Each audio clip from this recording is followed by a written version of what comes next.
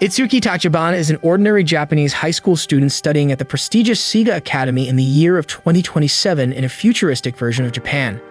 He is above average in his studies, sports, and almost all other things that are expected of a high schooler, and surprisingly, he has no interest in video games that are really popular in his school. On his way to the dormitory, the guard stops him and asks him to show his ID, which Itsuki has some trouble finding. The guard doubts if he is even a student of the academy. The student council president and outstanding student, Rina Izumi, comes in while Itsuki is still fumbling around with his bag and says that she recognizes him. That is hardly a surprise, and she knew everyone in the school and was also extremely popular. Itsuki finds his ID card and enters the dorm, thanking Rina for standing up for him. Once inside, he meets his best friend Kota, an enthusiastic gamer, a martial artist, and a womanizer. Itsuki was returning to the dorm after the summer vacation, and he tells his friend about what he did at home, while munching on some homemade cookies. Another friend of Itsuki comes over to them, and he invites Kota to play with him tonight. If someone invites me like that, I would assume it means something other than video games. But here, he just means video games, and Kota refuses as he is on hiatus. Itsuki asks him what the fuss was about, and his friend tells him it was Phantasy Star Online 2 or PSO2. In short, an RPG game that is the most popular thing in the entire world right now. He often tells Itsuki to try it out or he will be left behind in this world, but our hero thinks that a game is no big deal. As he is relaxing in his room, Itsuki gets a message from the student council. The president wants to meet him in the council office after class. He tells this to Kota, who gets jealous, but then friend B appears and asks Itsuki to help them in volleyball practice. Suddenly, Rina passes by and everyone is smitten by her except our hero. She was good-looking at the top of her class in both studies and sports and excelled at extracurricular activities too. On top of being the most outstanding student in the academy, she was modest and kind to everyone, and that was why she had a huge fan base. On the other hand, Itsuki was also above average at everything. Whatever he was asked to do, he could do it comfortably well, and that is why he was nicknamed the Handyman and the Master Sub. As he is talking with his friends in the cafe, he realizes he is already late for his meeting with Rina.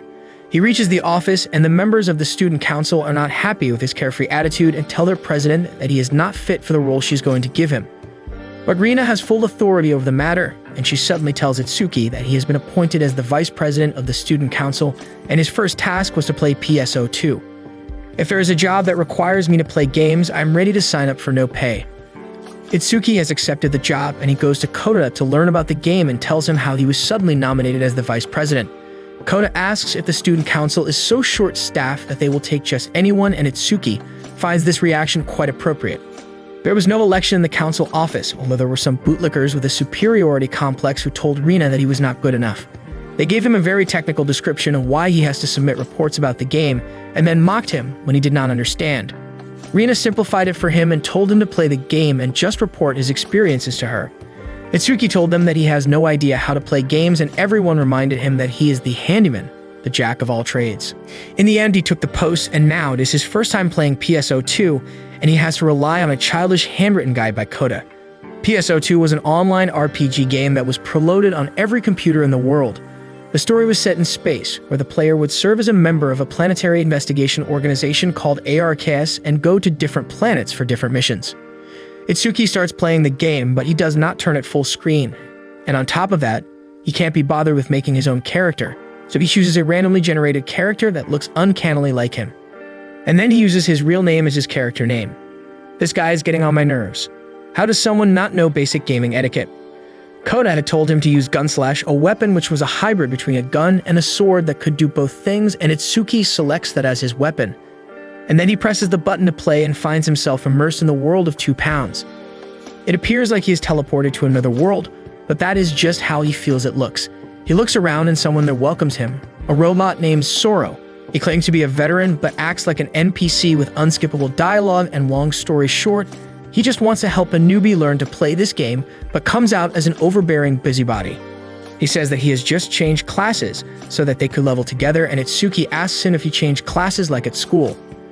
Suddenly, an emergency quest pops up, and Itsuki decides to take it just to get away from the creepy robot, who tries to warn him that it's going to be hard. Nonetheless, the noob leaves for an abandoned city, where he faces a monster bug called Barker, who lays eggs and creates more of its kind. The monsters attack him, and Itsuki is surprisingly good at running and dodging, but not so good at fighting. He immediately finds himself in danger, and Soro comes to his rescue. He takes down some bugs and tells Itsuki to attack the mother, but it is easier said than done.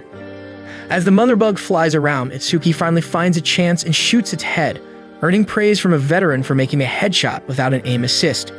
He is overenthusiastic and praises the noob some more before saying that they will meet tomorrow. And our hero has no idea that the player behind Soro is Rina, the girl who set him up with this job. Meanwhile, there is a stalker who has her eyes set on him. Itsuki reports his findings to her the next day, saying that the most noticeable thing while playing the game was discovering another side of his personality he had never known before. Rina is impressed but tells Itsuki not to let his grades dip because of playing PSO2, otherwise the school will ban the game inside its premises.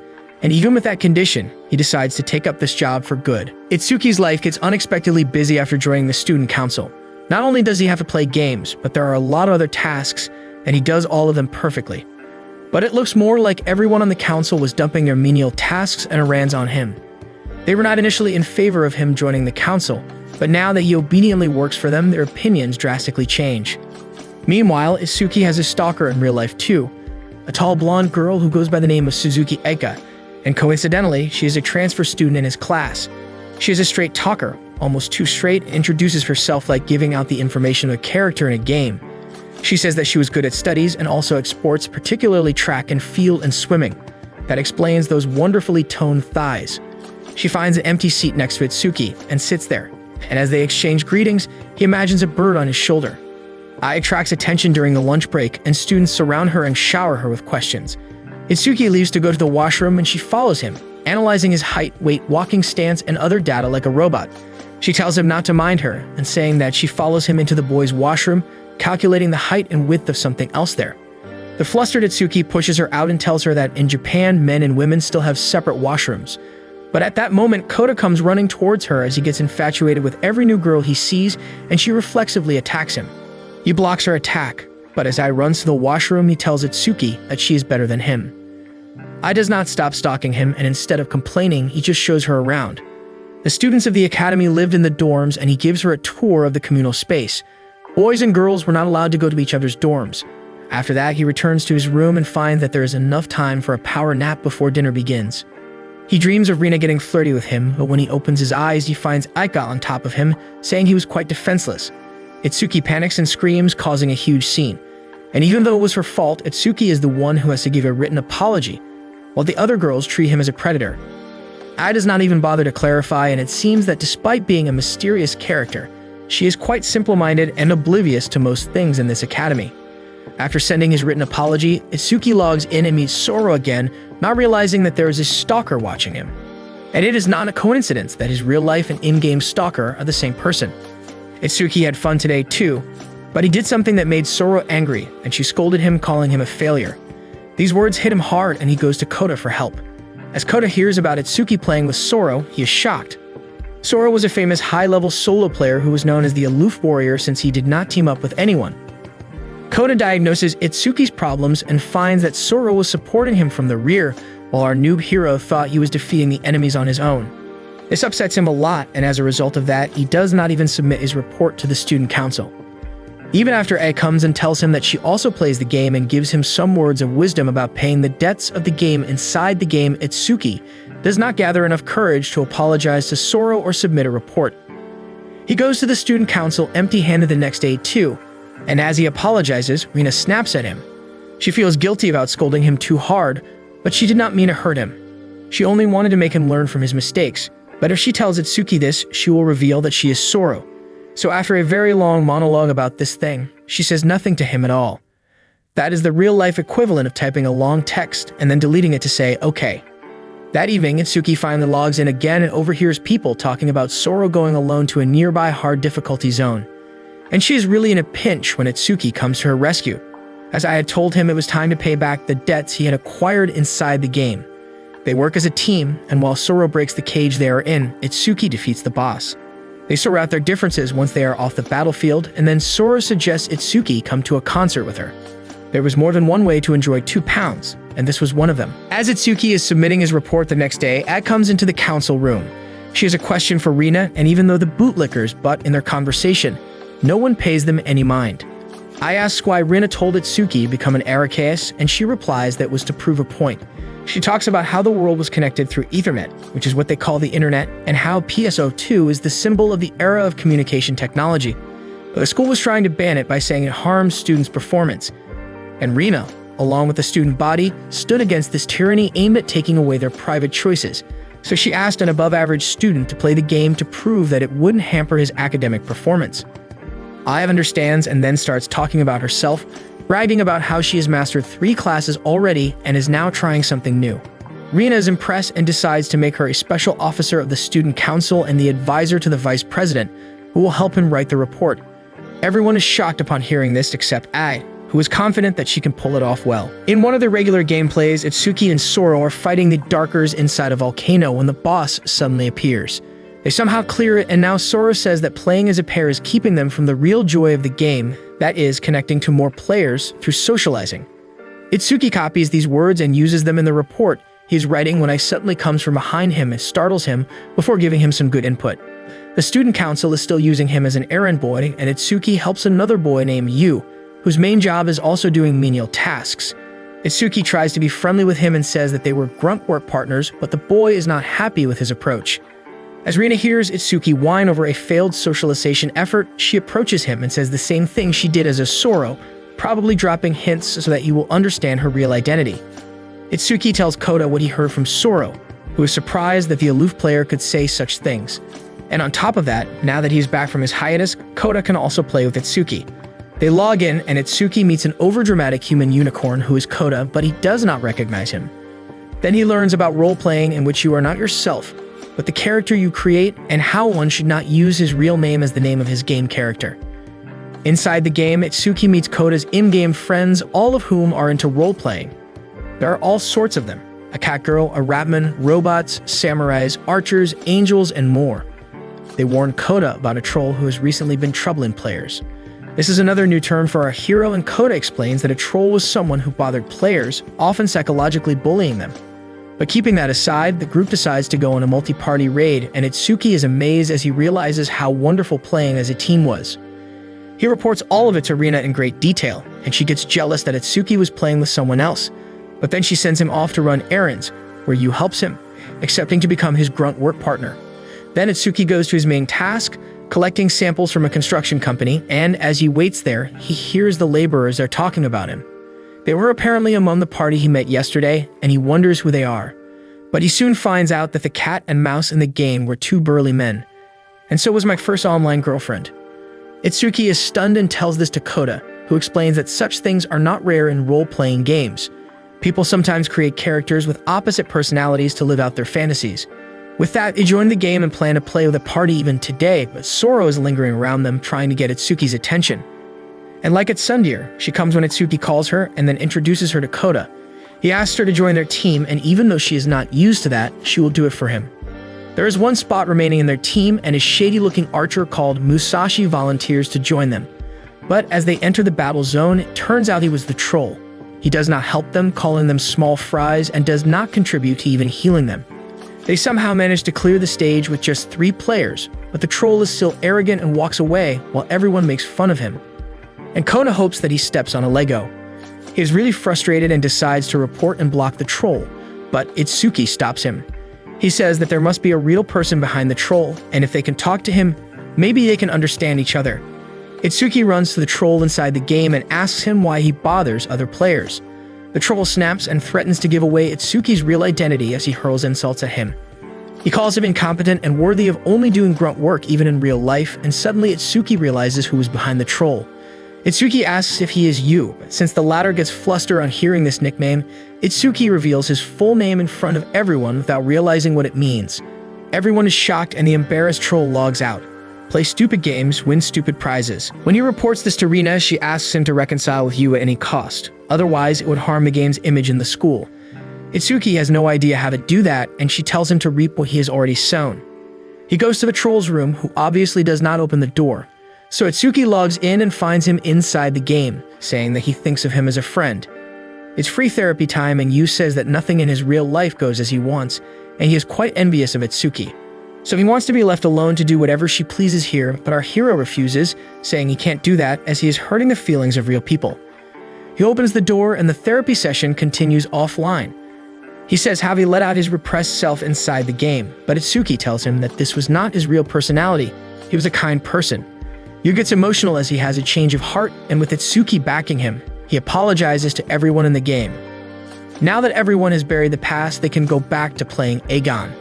It is the same team of 4 people this time, and now Yu is more excited to go on the front line and fight. Storo thinks that this was a nice ending, as the troll was reaping what he had sown. These were the same words Rina had used, and now Itsuki understands what it means. The next day, Rina calls him to the roof to tell him her secret. She confesses to him that she was Soro and is really embarrassed as she asks Itsuki if he is not shocked. Well, he already knew thanks to the same phrases she used in the game and in real life, most of which were not intentional. Then Itsuki acts like Soro and Rina feels embarrassed and cringed as he teases her. Rina is really into Itsuki, but she is not yet sure about her feelings and is also quite shy. She is searching for date ideas when he enters the office to report to her, and she immediately hides the tabs, but not as fast as I do. She asks Itsuki if he is free on the weekend, as she wants him to come with her somewhere. She says that it was just student council work, but as Itsuki spots a magazine on the desk that is a couple's special edition, he thinks this was a date. He is lost in the imagination of the date when Kota asks him to come to an event with him this weekend. But Itsuki refuses him with an air of superiority around him, saying that he has plans. It turns out that Rina had asked him to come to the annual 2 Pounds fan convention, and he realizes it is not a date. But Itsuki is still excited to see the convention, and Rina is even more excited than him. This was her first time coming here, and he guesses it was because she was very busy until now. And since it was their first time, Itsuki says that they should enjoy it to the fullest. Rina tells him a lot of things about the event, but then she overthinks and comes to the conclusion that Itsuki was mocking her for acting like she knew it all when she was here for the first time. He tries to correct her, but they enter into a cute little lover's quarrel. Kota is also at the convention, hoping that his best friend was here when he spots him with Rina, and he also thinks that it was a date. He is disheartened and shocked to learn that his best friend chose a girl over him, and he is not the only one from their class there. The stalker is there too. As Rina shows Itsuki around, they meet a little girl who is one of the regulars Itsuki plays the game with. He is shocked to see that she was nothing like her character, that is like an angel, and she replies that it was just common sense. She brings more people to him, and they are all regulars in the game. The 2 samurais in the game are actually a married couple with a kid. Most people don't even get a gamer girlfriend, and this guy got a gamer wife. And the old butler in the group is actually the hot-blooded robot. No one looks like their game characters, with Itsuki being the only exception.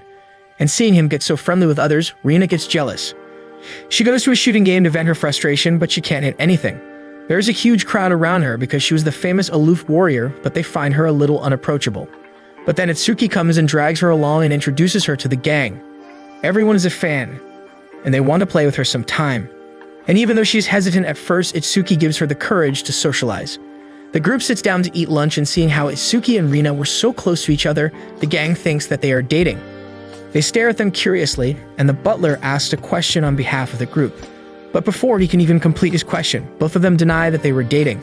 The group had already predicted that this would be her answer, and their flustered faces show that they were not being honest. This is interrupted when Itsuki gets a message from Kota inside the game. He tells him that he is also at the convention, but he needs help right now. He uses some fancy word to say that he was shrouded in darkness with walls everywhere around him. But since there are other people with Itsuki, he can't tell him what happens and abruptly cuts the call. The group wonders what happened, and the married woman says that recently some weird accidents have been happening, like empty cars driving themselves. I think that is called a Tesla. Also, there were cases of missing people that seemed to be related to the empty cars, so it is automatic Tesla cars kidnapping people. They decide to look for Kota on their own and divide themselves into teams of 2. The child and the butler are in one team. Then there is the married couple and the unmarried couple. They search for Kota, but soon the group starts to fall apart, and Sora has to intervene to lead them together with her in-game charisma. They find clues from what Kota has said earlier and come to a storehouse, where Itsuki finds his cell phone. Kota contacts him and asks him to just leave him, but with the group behind him, Itsuki says they won't abandon him. And when they finally find him, it turns out that there was a big fuss over nothing. Kota tells his story, starting from how he was disheartened when he saw Itsuki on a date, and how a girl in a costume gave him an energy drink. He chased her to thank her, but got lost and then suddenly got a bad stomach. And when he entered the toilet and relieved himself, he found there was no toilet paper. That is why he called his best friend to help. Itsuki and the gang leave him alone for that, and as he calls them back, they don't listen. Their trip to the convention is over, and in the evening, the solemn-looking Rina thanks Itsuki. She wants to tell him something, but just as she is getting to the good part, Kota disturbs their moment. He asks them to join them on their way home, and Rina sighs before allowing him in. And as the two guys talk to themselves, completely ignoring her, she regrets letting him join them. The next day, Itsuki meets two very chatty girls in the game who call themselves the Information Brokers. One of them talks too much like an idiot, and the other makes futile attempts to shut her up. But they came without a warning and left like a storm, leaving our hero confused. But then Kota informs him that they were the NPCs in the game, and he is quite surprised upon learning that and reports it to Rina, saying that they did not feel like computer programs but like real teenage girls. Rina tells him that this report is not good and tells him to write it again. She is getting jealous of 2D girls now. Ai is there too, and she says that Itsuki is quite interesting, earning the curiosity of the entire student council and also Rina's jealousy. It does not stop there, and now she is always found close to Itsuki, no matter where he is. Kota asks him if they had finally started dating, and the girls think that Itsuki was taking advantage of the naive Ai, who knew nothing about how things were here. None of those conclusions is right, and Ai is only stalking Itsuki because it has something to do with the game. She refers to everything in relation to the ARKS and tells Itsuki that his emotional instability was not something that an ARKS warrior should have. And even as Itsuki and Rina are going to his sister school to get some supplies, she is on the same bus as them and says that it was just a coincidence. Obviously, Rina is jealous and bombards Itsuki with questions about whether he is really dating the strange girl. He refuses, but she does not trust him, and Ai says that not being trusted by your friends means you are not fit to be an ARC. Is it just me, or is something really suspicious going on here? Itsuki says that even though Ai is not familiar with common things, she seems to know a lot about ARKS and PSO2. She takes it as her cue and delivers a long and very detailed lecture that bores them on their journey. They invite her to play with them sometimes, and as Itsuki asks her what her game name was, she replies it was just Aika.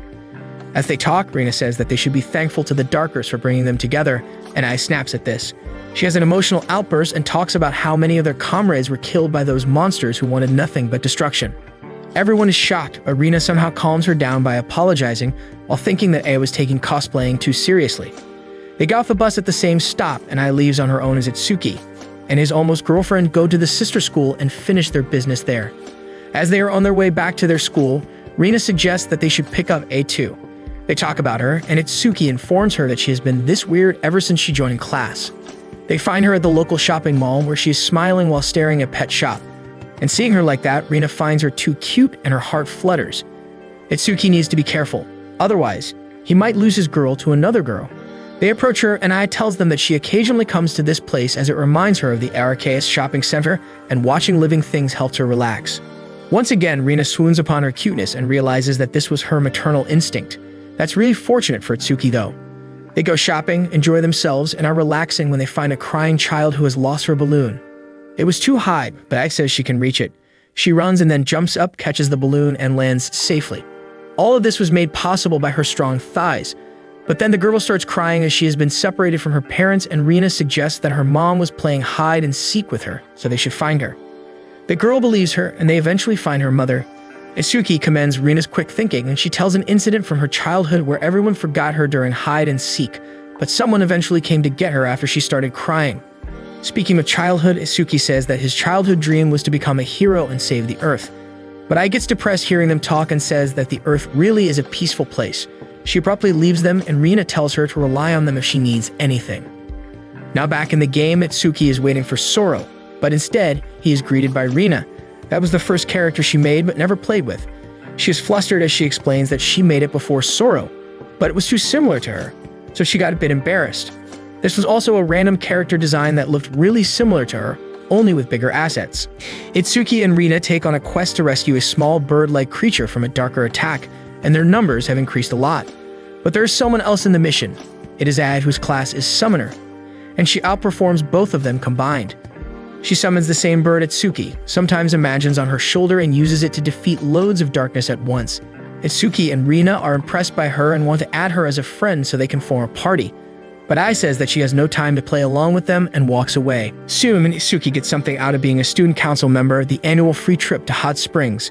As they reach there, they are welcomed by their in-game friends, a samurai dude and his wife who oversee the bathhouse. The samurai is excited to play PSO2 with Itsuki later, but his wife has forbidden him from doing that because he is losing focus at work. Itsuki thinks that is quite strict, but then he finds out that his girl is also going to do the same with him. He's forbidden from playing PSO2 anymore because she found out that his grades have been dipping ever since he had joined the game. He tries to explain the obvious, but Rina is not going to tolerate his excuses. She clearly tells him that until he gets his grades back to normal in the next assessment, he cannot play the game. And after the meeting is concluded and everyone gets their time off, she gives him a mountain of problems to solve.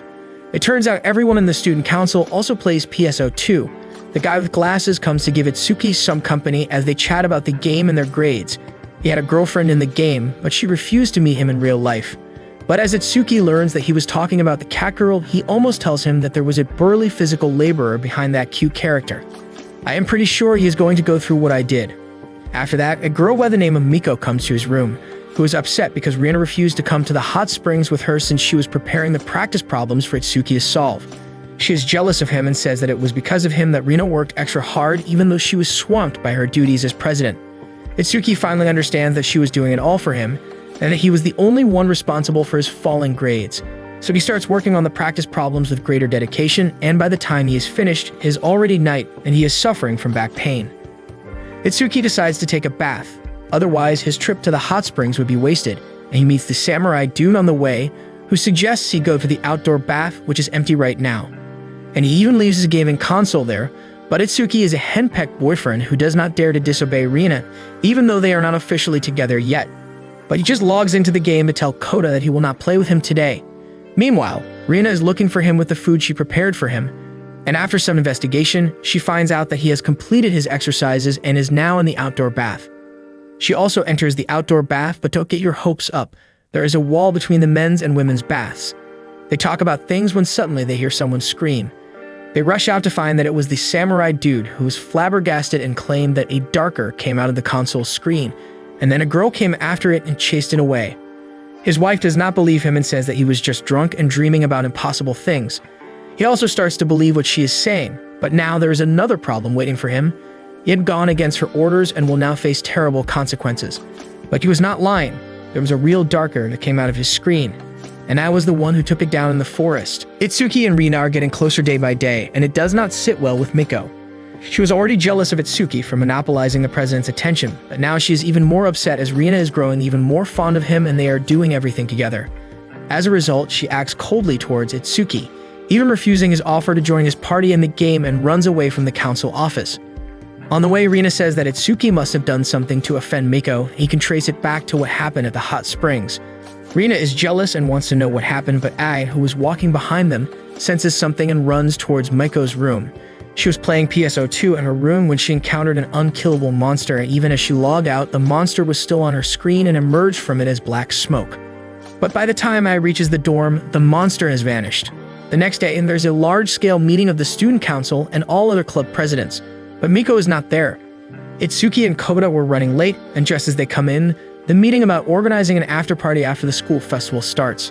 Rina says that if the students are unanimous, the school will accept their wish, but only Itsuki knows that she debated with the teachers and overwhelmed them with her logic to make it possible.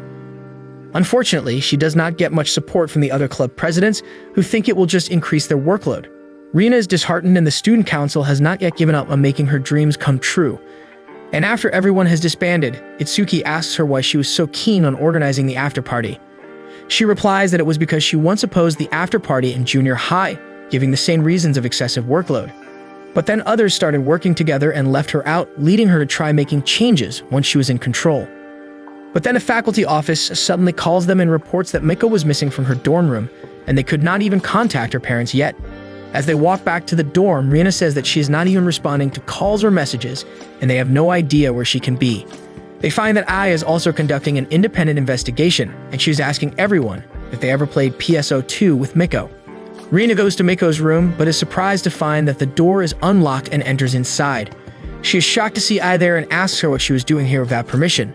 She replies that Rina was also in the same boat, and then without paying any more attention to her, Ai starts fiddling through Miko's stuff. Rina tries to stop her and keeps Miko's things back in place, but seeing her notebooks, she finds that the girl is obsessed with her. Now she is sad, thinking that she could not give her enough time and did not care enough about her feelings. But by this time, Ai has found Miko's console and runs away with it. Rina calls Itsuki and Kota tags along as the third wheel, and she tells them everything that happened in the room. Nothing makes sense to anyone except Itsuki, who has started to see a connection in how I was trying to find clues to Miko's disappearance and PSO2. But that does not help the sad Rina, who cries, saying that since she made some new friends, she stopped paying attention to Miko, who was always loyal to her. Kota suggests that she should cheer up by completing some quests, but she is not in the mood right now. However, Itsuki thinks that this is a good idea. They can find Miko inside the game if she logs in somewhere, but she is not on their friend list, and they decide to search for her inside the game. They do not find anything and sit down inside the game to rack their brains. Suddenly, two of their regular friends, the young girl and the robot butler, join them, and Itsuki asks them if they saw a costumed character. She was their real-life classmate and went missing. The girl has bad news for them. These types of things were happening a lot recently, and the robot butler says that it happened around his house too. As Itsuki is busy finding a correlation between them, the samurai couple comes there too and tells them that they saw a character similar to their friend Miko in the fields yesterday. However, she was wearing her school uniform, a costume that does not exist in PSO2. Now Itsuki and Rina are curious and concerned. While the latter thinks it is not possible for someone to be in a school uniform here, they are still trying to search for Miko when they spot someone who looks like her in a dark cocoon, surrounded by many darkers. They attack the humans, and Itsuki does not waste any time as he deploys his shield skill and rushes into the enemy base. He takes a lot of hits, his shield expires, and then he is trapped by the darkers, who deal a lot of damage to him. Just as the boss is about to deal the finishing blow, Rina comes in and saves his life. She tells him to control his emotions. There was someone inside the cocoon waiting to be rescued, but there were too many enemies surrounding them. She volunteers to engage the enemies while Itsuki goes ahead and frees the girl. But as he approaches the cocoon, more enemies spawn in front of him. And then something flashes past him and slashes the monsters and the cocoon before Itsuki can even realize what is happening. The girl in the cocoon was really Miko, and seeing her here makes Rina lose focus and the enemies get an upper hand on her. Itsuki then sees that Aya was the one who saved the girl from the cocoon. Now she dodges the attacks of the monsters as she picks up Miko, but then one attack barely grazes Miko's arm and leaves a scar. That should not be possible inside a game. Now even Aya is getting overwhelmed, and just as some monsters are about to get her, a blue-haired woman saves her, who is probably her boss. As Itsuki takes his eyes off them, he notices that his girl is in danger. A monster had grabbed her and was about to attack her.